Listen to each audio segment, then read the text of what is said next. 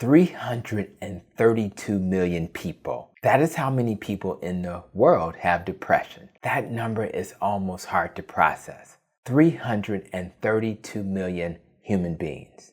That is not a niche problem. That is not a side issue. That is not a small subset of people. That is a massive amount of suffering. And maybe one of the biggest reasons depression holds on so tightly is because people can get used to it. They normalize it. They adapt to it. They stop asking, why do I feel this way? And they start saying, maybe this is just my personality. Maybe this is just adulthood. Maybe this is just life. But what if it isn't? What if some people are not simply struggling with mood, but with metabolism? What if the brain that feels flat, foggy, tired, unmotivated, and heavy is also a brain that is inflamed, underfueled, insulin resistant, and struggling to make energy the way it should? And what if one of the most powerful tools we have been overlooking is food? That is why this conversation matters so much, because many people have never heard that what you put on your plate might change how they feel in their mind. Not temporarily, not like a sugar high, but deeply, mechanistically, biologically, and sometimes dramatically. Now let me be clear. This is not a stop your medications video. That would be careless. That would be unsafe. And that is not what I'm saying. Some people absolutely benefit from medications. Some people may need them long term. And if medications are being reduced, they should be reduced carefully and with medical supervision. But here is what I am saying. Keto deserves to be one of the main tools in the mental health toolkit. Not the only tool, but one of the primary tools. Because the science is now strong enough that we should not be acting like diet is just a cute lifestyle side note. It is not a side note. It is a biologic intervention. And now we have more evidence to support that. A 2026 randomized clinical trial published in JAMA Psychiatry studied 88 adults with treatment-resistant depression. Both groups improved, but after 6 weeks, the ketogenic diet group improved more than the control group. The authors concluded that a ketogenic diet may be effective as an adjunctive treatment for treatment-resistant depression. They also noted that the effective size was modest. So yes, we stay honest about that. But let's not miss the bigger point. A dietary intervention moved the needle in people with treatment-resistant depression. That is a big deal. And this is not the first signal. Back in 2022, Dr. Georgia Ede and colleagues published a study on ketogenic therapy in people with treatment-refractory mental illness. They found the approach was feasible, well-tolerated, and associated with significant and substantial improvements in depression and psychosis symptoms, along with improvements in metabolic health. So the 2026 trial is not coming out of nowhere. It is part of a growing pattern, and that pattern is becoming hard to ignore. In fact, in 2026, a modified Delphi Consistence co-authored by Dr. Georgia Ede and other experts concluded that ketogenic metabolic therapy can appropriately be considered for adults with major depressive disorder, bipolar disorder, and schizophrenia. That is important because now we are not just talking about scattered anecdotes. We are now talking about a field that is maturing. So, what could actually be happening in the body? This is where metabolic psychiatry gets exciting because it asks a question that conventional medicine has not asked nearly enough. What if the chemistry of the mind is being affected by the metabolism of the body? That makes sense to me. The brain is not floating in space. It is connected to blood sugar, to insulin, to inflammation, to mitochondria, to nutrient status, to sleep, to stress, to the gut, to hormones. The brain and body are not separate conversations. They are the same conversation. And one possible mechanism is insulin resistance. If the body is struggling to process energy efficiently, the brain may struggle too.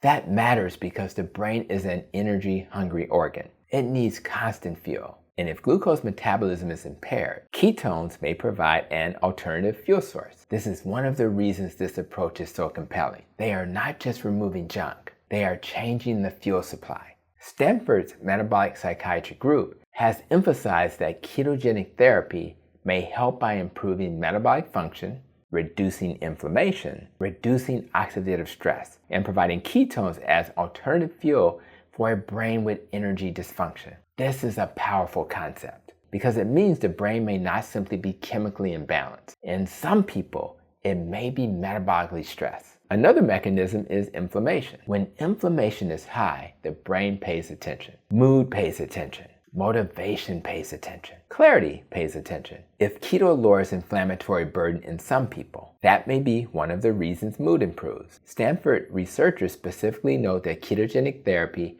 may reduce inflammation in the brain and help stabilize neural networks. Then there are mitochondria.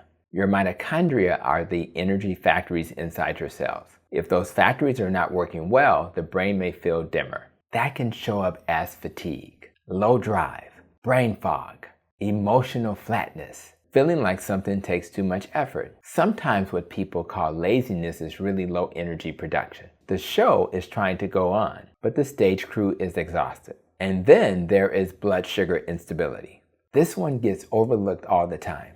If your day is built on cereal, juice, snacks, crackers, sweet coffee drinks, and constant cravings, your brain is riding a roller coaster. Some people think they are emotionally unstable, when really, at least part of the problem is that their fuel supply is unstable. That is why this matters so much for people with low mood who have never been diagnosed.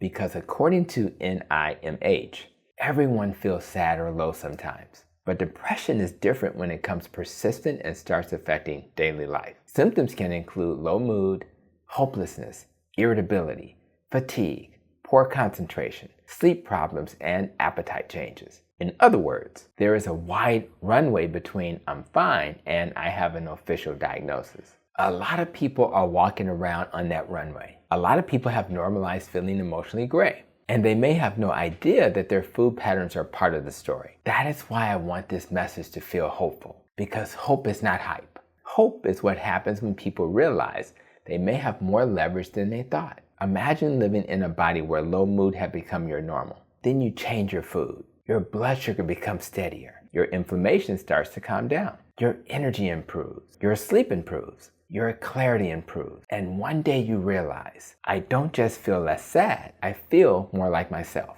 That is huge. And it does not just affect you. It affects your spouse, your kids, your coworkers, your patients, your friends.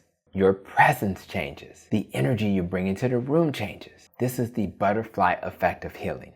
Now, I do think keto is the gateway. For many people, keto may be enough to make a meaningful difference. But for some people, carnivore may become an even stronger therapeutic tool. Why? Because sometimes less is more. Less processed food, less sugar, less blood sugar chaos, less exposure to foods that may be contributing to gut issues, cravings, inflammation, or immune activation. Not because carnivore is the only answer, but because for some people it is a clear signal. And when you are trying to calm a struggling brain, clarity matters. That is why I believe mental health professionals, psychiatrists, primary care doctors, obesity medicine doctors, and therapists working alongside medical teams need to at least understand this space, not dismiss it, not roll their eyes at it, not treat it like internet folklore. They need to know it exists. Because if an intervention can improve both metabolic health and mood, that is not fringe, that is medicine. And Stanford's 2024 pilot study adds to that optimism. In adults with serious mental illness and metabolic abnormalities, participants on a ketogenic diet saw striking